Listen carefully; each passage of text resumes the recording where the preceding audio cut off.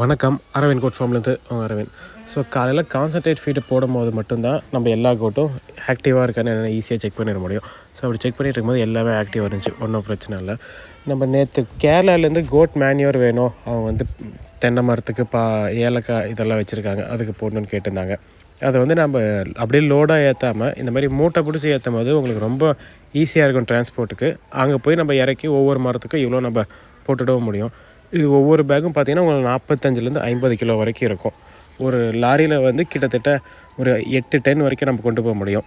இந்த மாதிரி ஃபார்மில் எருவு எடுக்கும் போது என்ன ஒரு யூஸ்னால், இந்த கோட் மேன்யூரில் உங்களுக்கு டெய்லி விடுற யூரினும் மிக்ஸ் பண்ணியிருக்கும். அந்த யூரிக் ஆசிட் அதிகமாக இருக்கனால உங்களுக்கு மரத்தோட வளர்ச்சிக்கு அந்த காய்க்கும் திறனெல்லாம் ரொம்ப ஜாஸ்தியாகவே இருக்கும். ஸோ இது நாம் வாங்கிட்டு போன கஸ்டமர் சொல்லியிருக்காங்க.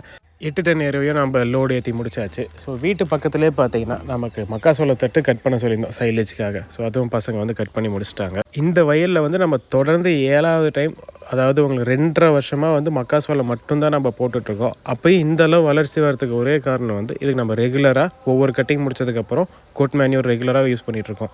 இன்றைக்கும் அப்படி தான் பண்ணோம். கட் பண்ணி முடிச்ச ஈவினிங்கே பார்த்தீங்கன்னா ஒரு டிராக்டர் ஃபுல்லாமே நம்ம ஆட்டெருவு போட்டோம். அதோட ரிசல்ட் என்னன்னு உங்களுக்கு பார்க்கும்போது தெரியும். எல்லா வேலையும் முடிச்சுட்டு ஈவினிங் நம்ம வழக்கம் போல் சைலேஜ் டெலிவரி பண்ணுறதுக்காக வர சொல்லிட்டோம். ஸோ உங்களுக்கு இந்த மாதிரி கோட் மேன்யூர் எல்லாமே வேணும், முன்னாடியே புக் பண்ணி வைக்கலாம். வீடியோ பார்த்து எல்லாருக்கும் தேங்க்யூ.